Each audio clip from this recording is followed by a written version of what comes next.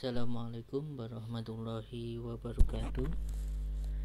Innal hamdalillah nahmaduhu wa nasta'inuhu wa nastaghfiruh wa na'udzu billahi min shururi anfusina wa min sayyiati a'malina may yahdihillahu fala mudhillalah wa may yudlilhu fala hadiyalah. Asyhadu an la ilaha illallah wahdahu la syarikalah wa asyhadu anna Muhammadan abduhu wa rasuluh la nabiyya ba'da, amma ba'd. Puji syukur kehadirat Allah Subhanahu wa taala atas limpahan nikmat yang dikaruniakan kepada kita semuanya, sehingga pada kesempatan yang berbahagia ini kita bisa bersama-sama kembali membahas materi perkuliahan kita, yaitu di dalam mata kuliah pendidikan agama Islam, yang sekarang ini kita sedang membahas tentang konsep tauhid.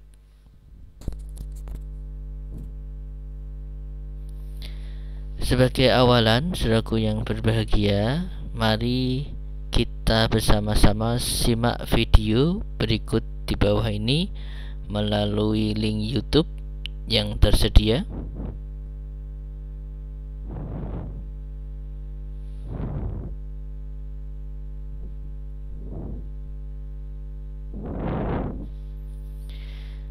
Baik, saudaraku yang berbahagia, kita akan masuk kepada pembahasan dan kajian kita terhadap tauhid sebagai poros akidah Islam. Keseluruhan risalah-risalah yang diturunkan oleh Allah Subhanahu wa taala pada para nabi dan rasul pada dasarnya memiliki kesatuan hidayah atau misi, yaitu menyeru umat manusia agar mengesahkan Allah. Karenanya tauhid merupakan tugas utama para nabi dan rasul untuk menegakkan dan menjunjung tinggi paham monoteisme.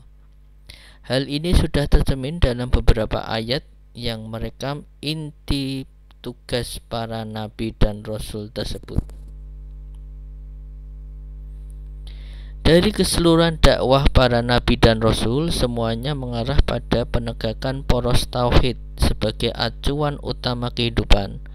Allah menciptakan manusia agar mereka menyembahnya semata, surat Az-Zariyat ayat 56, dan menghindarkan diri dari taghut, surat An-Nahl ayat 36. Hanya Allah yang patut disembah dan jangan sampai kita menyekutukan Allah dengan sekutu yang lain, karena menyekutukan Allah adalah sesuatu yang diharamkan bagi manusia.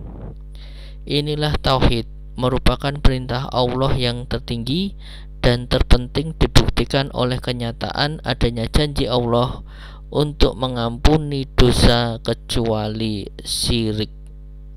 Karena pelanggaran ini merupakan dosa besar, oleh karena itu tauhid menjadi peranata yang tertinggi dan menjadi penyebab kebaikan dan pahala terbesar, surat Al-An'am ayat 82.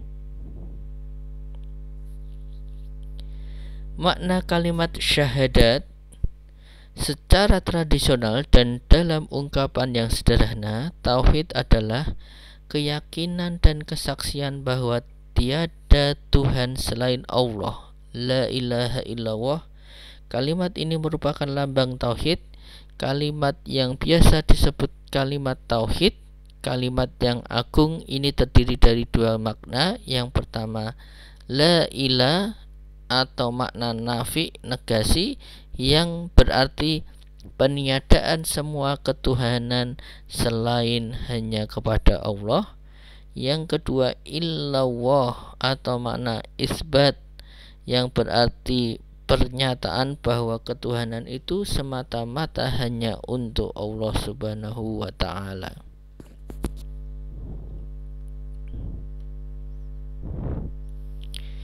Kalimat ini dimulai dengan pengingkaran tiada Tuhan dan disusul dengan kecuali Allah.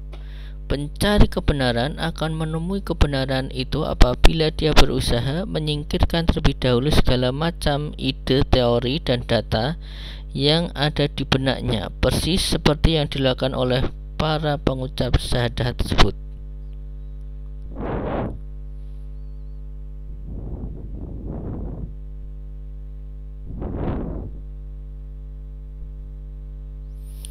Tauhid menjadi landasan dasar dan inti ajaran Islam yang membedakan manusia menjadi muslim atau kafir.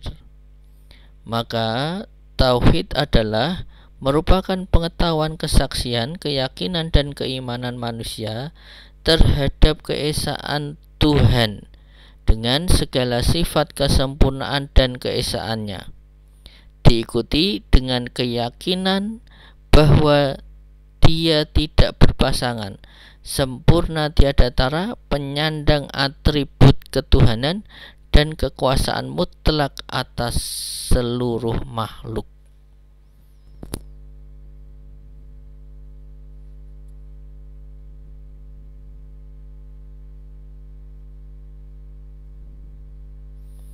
Tingkatan tauhid, saudaraku yang berbahagia, tauhid menurut Islam adalah i'tiqad atau ilmi, keyakinan teoritis, dan tauhid amali suluki, tingkah laku praktis. Dengan kata lain, ketauhidan antara lain yang teoritis dan praktis tak dapat dipisahkan satu dari yang lain, yakni tauhid dan bentuk makrifat, isbat, i'tiqad, qasad, dan iradah.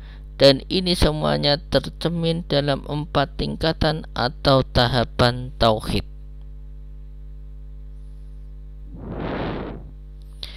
Tauhid rububiyah, secara etimologis kata rububiyah berasal dari kata akar kata rob. Kata rob ini sebenarnya mempunyai banyak arti, antara lain menumbuhkan, mengembangkan, mencipta, memelihara, memperbaiki, mengelola, memiliki, dan lain-lain. Maka secara terminologi, tauhid rububiyah adalah keyakinan bahwa Allah SWT adalah Tuhan pencipta semua makhluk dan alam semesta. Dialah yang memelihara makhluknya dan memberikan serta mengendalikan segala urusan. Dialah yang memberikan manfaat dan mafsadat, penganugerahan, kemuliaan, dan kehinaan. Surat Al-Baqarah ayat 21 sampai 22.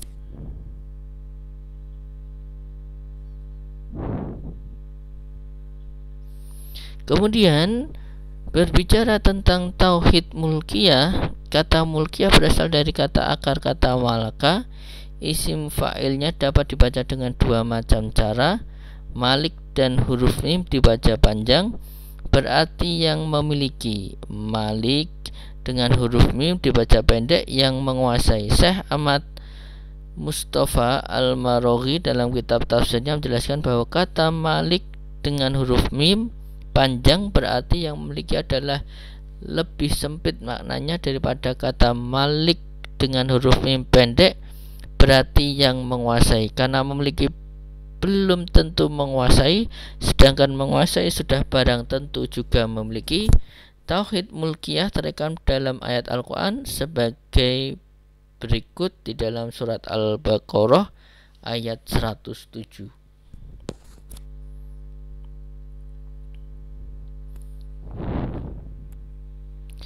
Tauhid uluhiyah, kata uluhiyah adalah masdar dari kata alaha yang mempunyai arti tentram.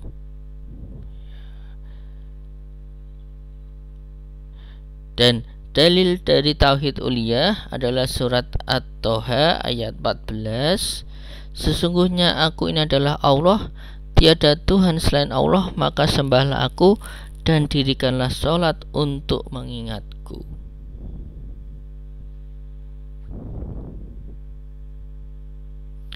Pemahaman antar tingkat tauhid.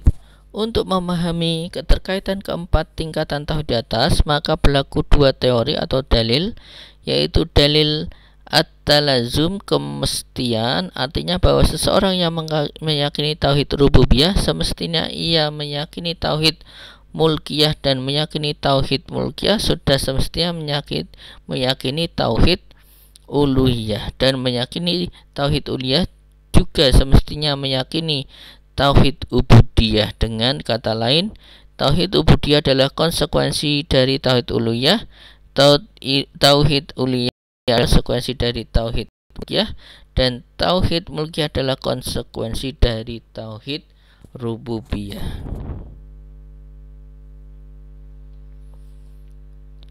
Berikut dalil dari at-tadamun, yaitu ketercakupan. Maksudnya adalah setiap orang yang sudah sampai tingkat tauhid ubudiyah tentunya sudah melalui 3 tingkatan sebelumnya.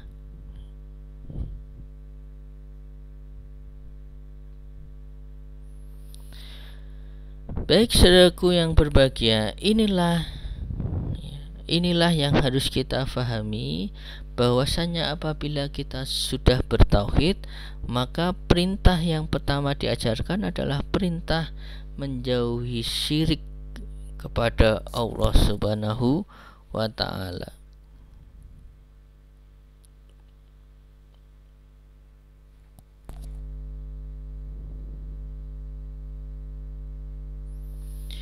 Tauhid dan pembebasan diri, di dalam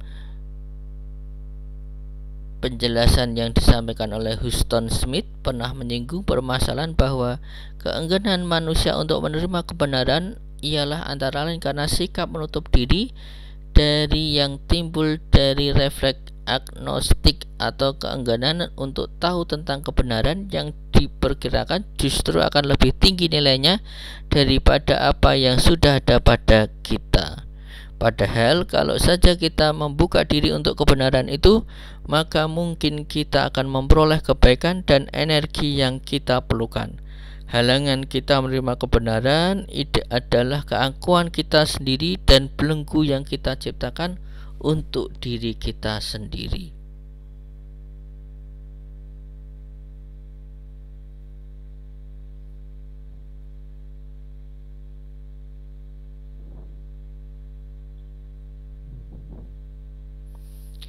Belenggu itu adalah apa yang kita kenal dengan sebutan hawa nafsu, yang berarti keinginan diri sendiri. Inilah sumber pribadi untuk penolakan kebenaran, kesombongan, dan kecongkaan.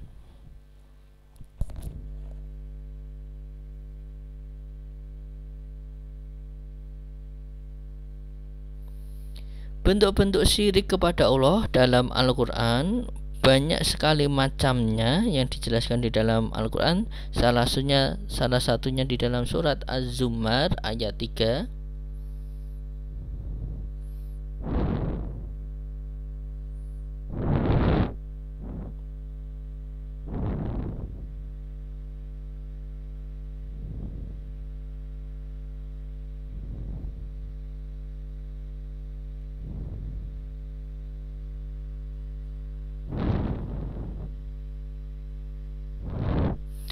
Bentuk syirik yang lain juga diungkapkan dalam Al-Quran adalah penyembahan terhadap benda-benda alam, yaitu terdapat dalam surat Al-Fussilat ayat 37.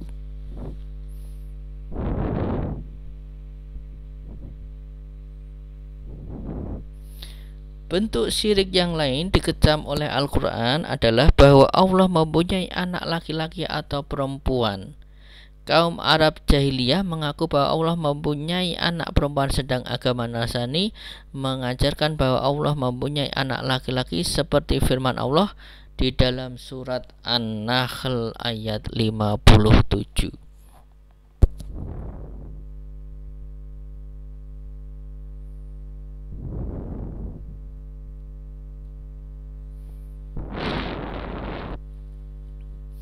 Itulah sebabnya Al-Quran pada awalnya tidak memperkenalkan Tuhan kepada Nabi Muhammad SAW bukan sebagai Allah, tetapi sebagai Rabbuka. Hal ini untuk menggarisbawahi wujud Tuhan yang Maha Esa yang dapat dibuktikan melalui ciptaan atau perbuatannya. Lebih jauh lagi, tidak digunakannya kata Allah pada wahyu-wahyu pertama itu adalah dalam rangka meluruskan keyakinan kaum musyrik karena mereka juga menggunakan kata Allah untuk menunjuk kepada Tuhan, namun keyakinan mereka tentang Allah berbeda dengan keyakinan yang diajarkan oleh agama Islam.